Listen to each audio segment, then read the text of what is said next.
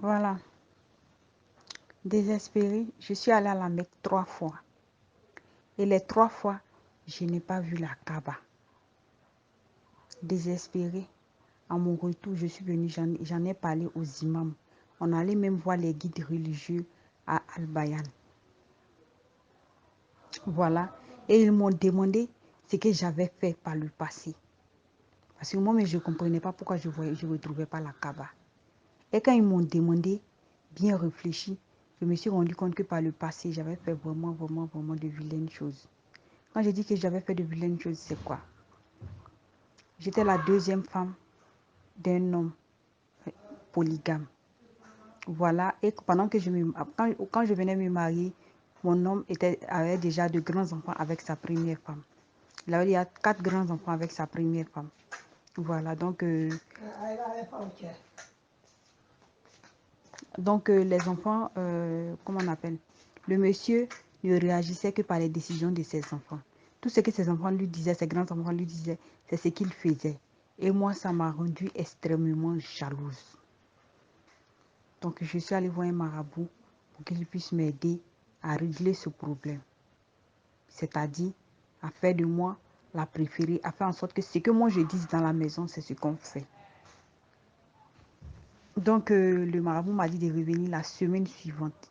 Donc, la semaine qui a suivi, il allait me donner un talisman. Et ce talisman, il m'a demandé de le mettre dans la bouche d'un cadavre. Donc, quand je suis partie, je suis allée à la morgue. Le soir même, ce jour-là, la nuit carrément. Le gardien de la morgue m'a demandé d'avoir des rapports avec lui avant qu'il ne puisse m'aider. Sans hésiter, j'ai couché avec le gardien de la morgue. Et une fois avoir couché avec lui, il m'avait dit qu'il y avait un corps là-bas, dans la morgue, que je pouvais rentrer pour aller mettre le talisman dans la bouche du mort. Je vous dis que quand je suis rentrée, j'ai ouvert la bouche du mort et que j'ai mis mon talisman dedans. Le mort s'est réveillé devant moi. Il a craché le talisman. Et puis s'est recouché. Je suis venue encore. J'ai ouvert sa bouche encore. J'ai mis dedans encore. Il s'est levé encore une deuxième fois. Il a recraché. Une troisième fois encore, je l'ai obligé. J'ai mis dans sa bouche encore. Il s'est relevé encore. Il a recraché le talisman. Quand il a fini, il s'est recouché. Donc, je suis allée dire au gardien de la morgue. Et il m'a donné du fil du fil et une aiguille. Il m'a demandé de mettre dans sa bouche et de recoudre.